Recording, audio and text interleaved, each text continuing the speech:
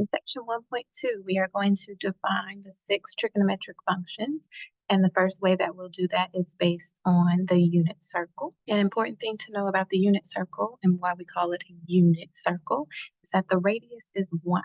So if you remember the equation of a circle from pre-calculus algebra as x squared plus y squared equals r squared, or you may remember a version that had h and k, where h and k were the center of the circle. Here, the center is 0, 0. So that's the reason h and k aren't showing up here. But with the radius of the circle being 1, the equation of the circle becomes x squared plus y squared equals 1. So every point on the outside of this circle or on the edge of this circle will satisfy this equation, with x squared plus y squared is equal to 1. So if you imagine a number line that goes from 0 to 2 pi, and it's being wrapped around this circle, each real number on that number line will correspond to a point on the unit circle. So the number 0 would correspond to our starting point where we start all of our angles on the x-axis. And because our radius is 1, that point has the coordinates 1, 0. That also would be the point that corresponds to the number 2 pi. And thinking about wrapping that number line around the circle kind of takes us back to that notion of arc length when we first had the definition of a radian, and we had that equation S equals r theta. So S is the arc length, r is the radius, and theta is the angle. So here our radius is 1. So if r equals 1, that equation just becomes S equals theta. So the arc length is equivalent to the angle. So in this equation up here, our r is equal to 1, so S is equal to theta. All right, so let's talk about the unit circle. Before we talk about the coordinates on the circle, I want to talk about the angles. There are only certain angles that we label, and they follow a very nice pattern. So I want to first label a couple of things that we know about a circle. We know the measure of the angles where we start. We've got 0 and 2 pi. So I'm in radians here. I'm going to put degrees up top too. So 0 degrees.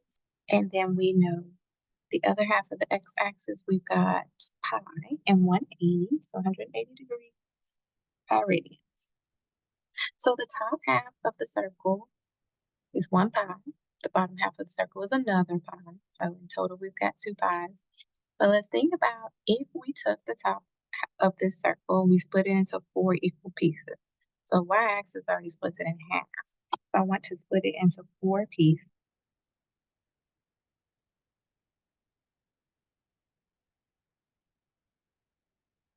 My circle is not quite to scale, but let's say that that top half is 4 equal pieces. So since the top half of the circle is pi, each of those pieces is 1/4 of pi, or pi over 4. All right, the first angle that we've created here is 1 pi over 4, or 1/4 of pi. The next one would be 2 pi over 4s, which we've already talked about is pi over 2. The next one would be 3 pi over 4s. And then the next one would be 4 pi over 4, which is pi. And we can continue this all the way around the circle. So this next angle is 5 pi over 4. And then we've got 6 pi over 4, which we could reduce. So if we divide the top and the bottom by 2, we would get 3 pi over 2. So I'm going to rewrite this one as 3 pi over 2. Okay, but 3 pi over 2 is 6 pi over 4s. So then we've got 7 pi over 4s. And then 8 pi over 4 is 2 pi. Okay, so instead of trying to memorize these angles, you can kind of count them that way. And I wish it were that easy, but there are a few more divisions on this circle. It's also split into 6 and thirds. So I'm going to do the 6 and thirds on another circle, and then we'll put them all together so we can see the full unit circle. Okay, so this time, thinking about the top half of my circle, just because it's easier to divide up a pi than to divide up 2 pi. So I'm going to think about dividing the top half of this circle, so just the pi, into 6 equal pieces. So I'm splitting each quadrant into 3 pieces. I'm splitting the top of my circle into 6 pieces, and that splits the entire circle into 12 pieces. So we're going to count these out, and then we'll put it together with the fourths to see the whole circle. So now I have taken the pie. I split it into 6 pieces. So you see here on the top of this circle where we're going from 0 to pi radians. If I split it into 6 pieces, then each piece is 1/6. So we're counting by 6. So this is 1/6 of the pi, or pi over 6. This is 2/6 of the pi, which would be 2 pi over 6. That one we can simplify into pi over 3. So this angle on the unit circle you'll see is pi over 3. And I'm going to count all the rest of them out and then go back and simplify at the end. So try to make this less confusing. All right, so we got 1 pi over 6, 2 pi over 6. Next would be 3 pi over 6, and then 4 pi over 6, and then 5 pi over 6, and then 6 pi over 6 is pi, and then 7 pi over 6, 8 pi over 6, 9 pi over 6 at the bottom, 10 pi over 6, and then 11 pi over 6, and then 12 pi over 6 would simplify to 2 pi, right? And so all of these angles where the top and the bottom have common factors, we'll simplify those, and then we'll put it all together with the fourth angles. All right, so that you can see where they go, I'm going to add in the fourth angles here. So halfway through the quadrants.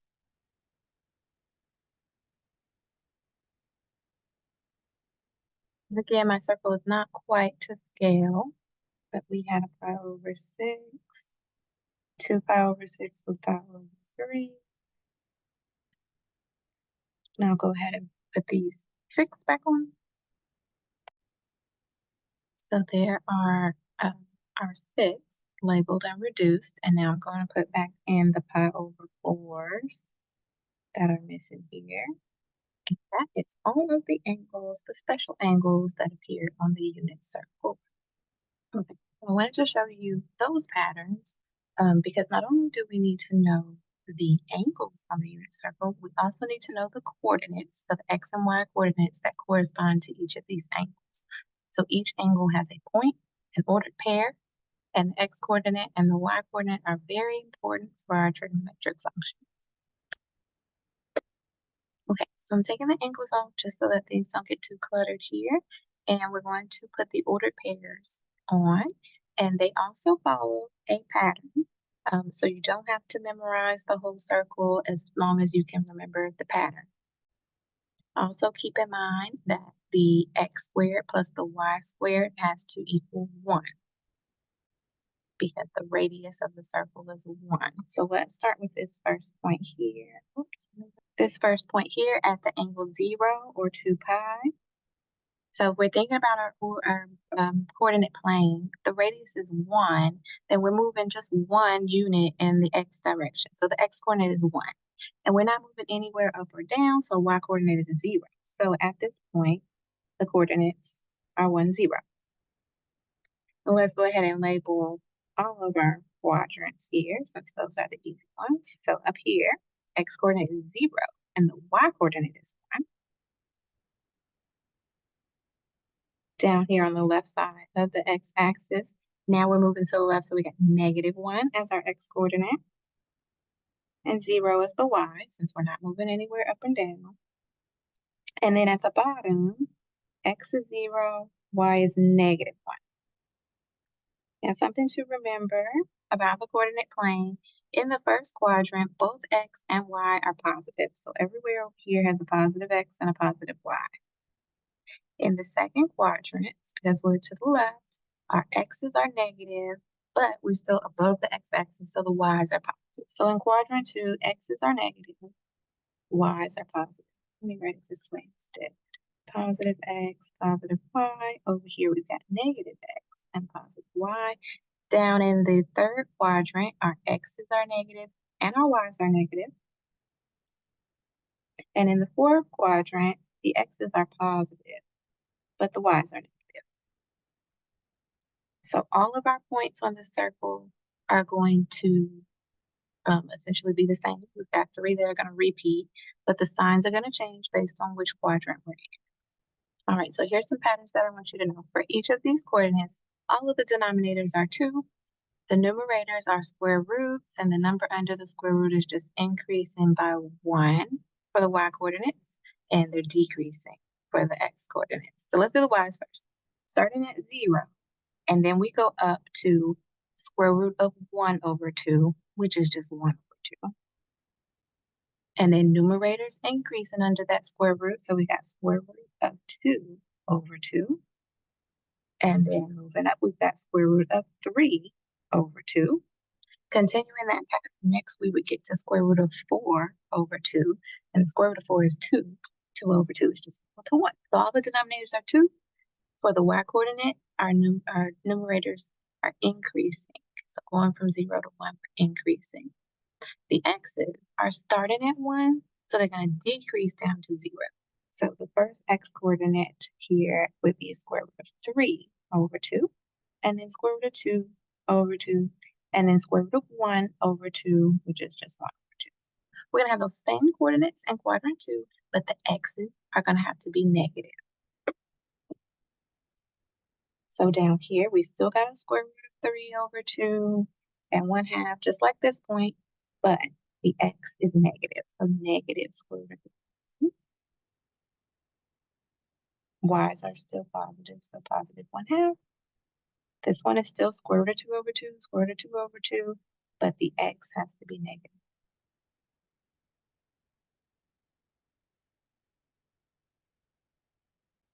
And looking here at our x's, we've got 0 here, and as we come around the circle, look at those numerators are increasing,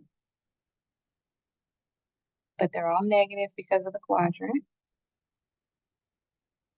Our y's are starting at 1 and then coming down. All the denominators are 2. Same pattern in the third and fourth quadrants. We just have to pay attention to the signs. All right, so at this next point, if I'm trying to figure out, like, should it be square root of 3 over 2 or should it start with 1/2 and square root of 3 over 2? What I would do is look at the point above it. So looking at -1, 0, my x's are starting at -1, and then coming around the bottom of the circle, coming around this quadrant to the bottom of the circle, I need to get down to 0. So if I want to go from 1 to 0, my numerators are starting high, they're decreasing. So this is going to be a negative square root of 3 over 2, negative square root of 2 over 2, and negative 1/2. My y's are starting at 0 here, and they're ending up at a 1, so they're going to increase. So I'm going to go 1/2, 2 over 2, 3 over 2. And these should also be negative because I'm in the third quadrant.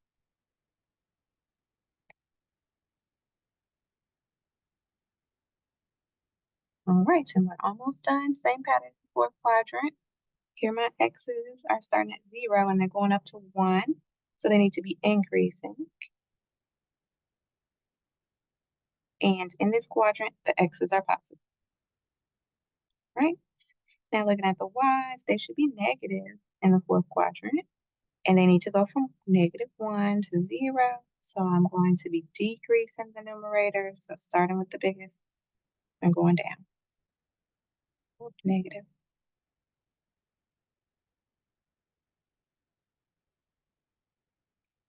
All right, there's all the points on our unit circle.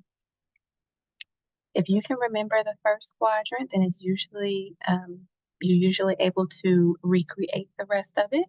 We'll find out later on in this chapter that we don't really need all of it. If you know the first quadrant, you can figure out all the other values.